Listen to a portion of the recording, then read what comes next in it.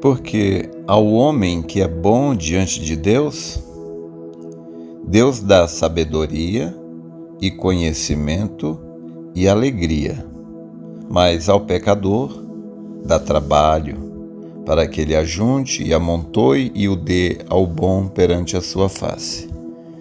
Estamos lendo Eclesiastes capítulo 2, verso 26.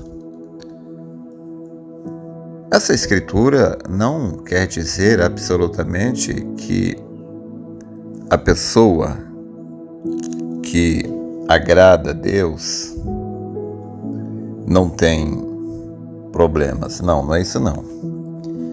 A pessoa tem problemas porque esta dimensão na qual nós vivemos, aliás, a razão pela qual estamos aqui na Terra, é para conhecermos os contrastes. Porque assim, enquanto você não descobrir, enquanto você não conhecer o Sul, ter noção, consciência de que existe o Sul, você não pode saber, ter consciência de que existe o Norte.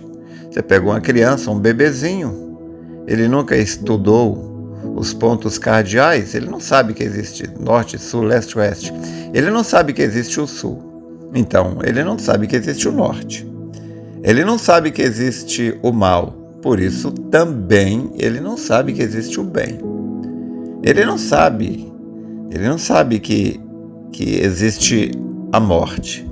Por isso também ele não tem consciência da vida. Então essas coisas todas andam juntas para que se manifeste. Então, mesmo frustração, nós temos que passar por frustrações para que a gente possa aprender, saborear, valorizar o bom tempo, os bons tempos. Os maus tempos é que dão brilho aos bons tempos. Os falsos amigos é que dão brilho e faz a gente reconhecer o valor dos verdadeiros amigos. Mas aqui o Eclesiastes está dizendo que porque o homem que é bom diante de Deus, ou seja, aquela pessoa que honra a Deus, aquela pessoa que investe seu tempo buscando a sua presença em oração, leitura e consagração. Aquela pessoa que procura agradar, honrar a Deus. Honrar a Deus.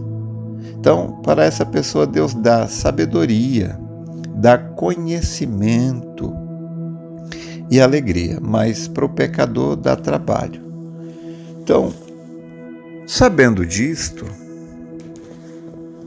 se nós queremos sabedoria, conhecimento e alegria, devemos ir na fonte onde essas coisas estão, não é? Então lembrando novamente de Lamentações, capítulo 3, verso 25, Deus diz, ali está escrito, porque Deus é bom para os que se atêm a Ele, para a alma que o busca. Então, se você permanecer na presença de Deus, investir tempo,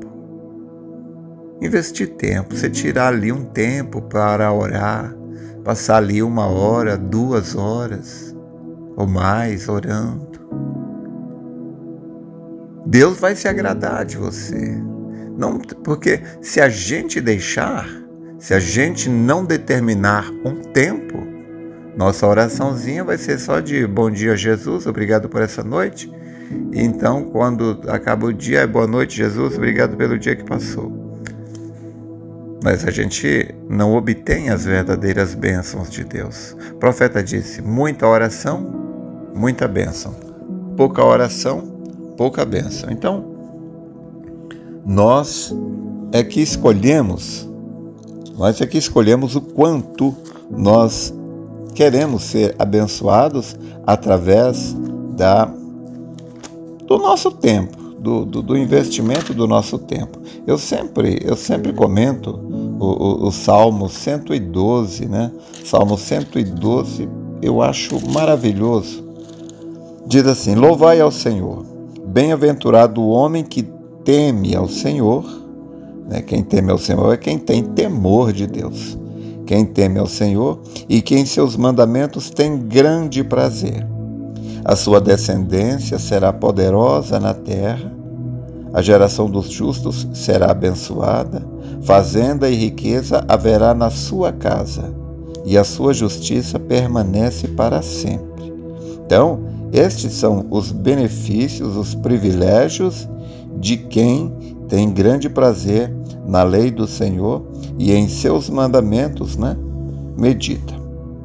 Então, os seus filhos serão abençoados, uma geração poderosa, e haverá fazenda, riqueza na sua casa. Ou seja, não quer dizer que você vai ser rico, milionário. Não, não é isso não. Mas você vai ter tudo o que você precisa.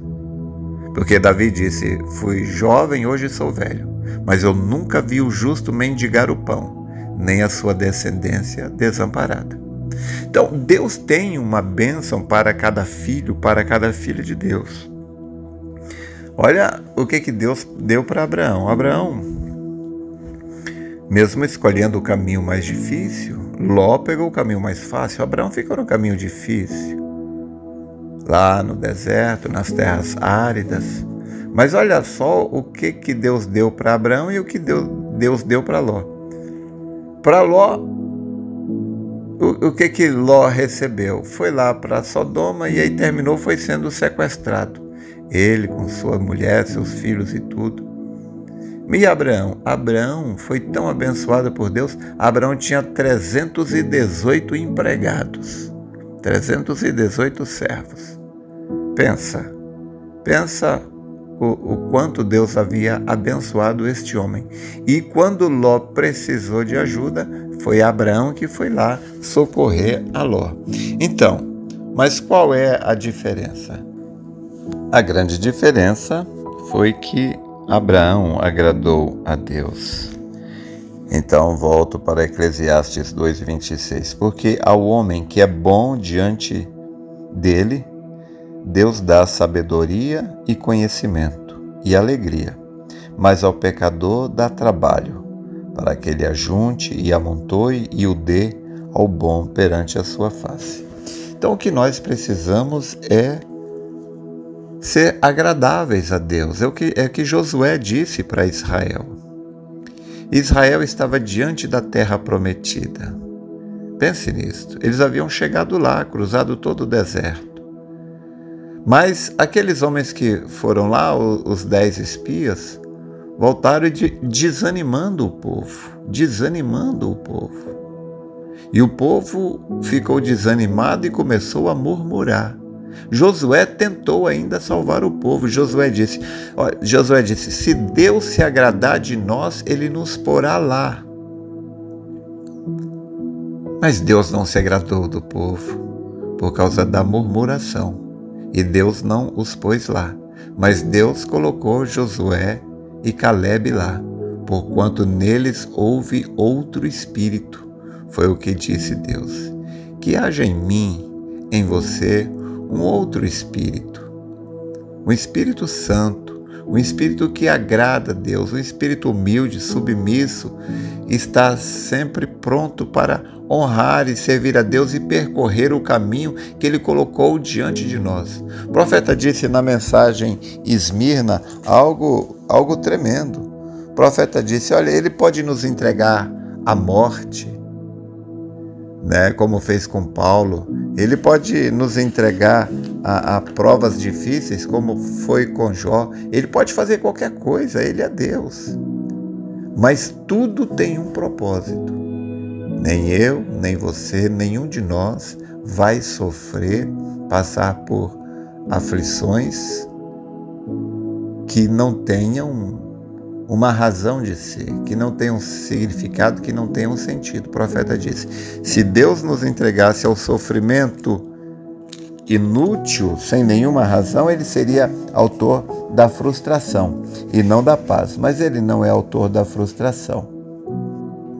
Como disse Jó, Ele cuida de nós. Jó 23, verso 6. Veja você, o próprio Jesus, Ele próprio padeceu.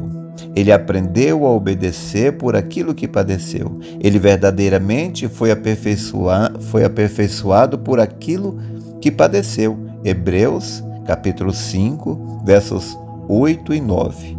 A lei diz: ainda que era filho, aprendeu a obediência por aquilo que padeceu. E sendo ele aperfeiçoado, veio a ser a causa de eterna salvação para todos os que lhe obedecem. Em linguagem clara, o próprio caráter de Jesus foi aperfeiçoado pelo sofrimento. E de acordo com Paulo, ele deixou para a sua igreja uma medida de sofrimento, para que eles também, por meio de sua fé em Deus, enquanto padecendo por ele, chegassem a um lugar de perfeição. Porque ele quis isto? Tiago 1, versos 2 e 4 diz: meus irmãos, tende grande gozo quando cairdes em várias tentações, sabendo que a prova da vossa fé obra a paciência. Tenha também a paciência a sua obra perfeita, para que sejais perfeitos e completos, sem faltar em coisa alguma. E sempre que você tem uma prova, você tem uma vitória. Porque o Salmo 34, verso 19 diz: muitas são as aflições do justo, porém Deus o livra de todas. O profeta diz: Deus quer que você tenha vitórias. E para que você tenha vitórias, Deus te dá lutas. Então, a luta pode vir através de uma doença, um prejuízo, ou seja lá o que for.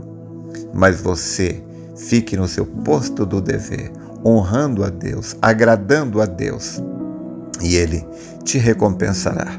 A palavra de Deus se fará verdade na sua vida, porque ao homem que é bom diante de Deus, Ele dá sabedoria e conhecimento e alegria. Então Ele tem nos dado muito conhecimento, uma chuva de ensinamento. É o que a mensagem é, uma chuva de ensinamento. E essa chuva de ensinamento nos trará uma chuva de fé, de arrebatamento. Honre a Deus. Nunca murmure. Não importa quão difícil esteja a sua situação. Aprenda uma lição como Jó. Jó, quando estava passando pelos seus momentos mais difíceis, Jó nunca murmurou. Ele disse: Deus deu, Deus tomou. Bendito seja o nome do Senhor. Lembre-se, José passou por um lugar difícil, mas ele foi colocado em um lugar de honra. Davi passou por momentos difíceis, mas ele foi colocado no trono de Israel. Paulo passou por lugares difíceis, até prisão, mas veja onde ele está agora. Então, seu tempo difícil também passará, e quando a sua luta terminar, você receberá o seu galardão. Deus te abençoe.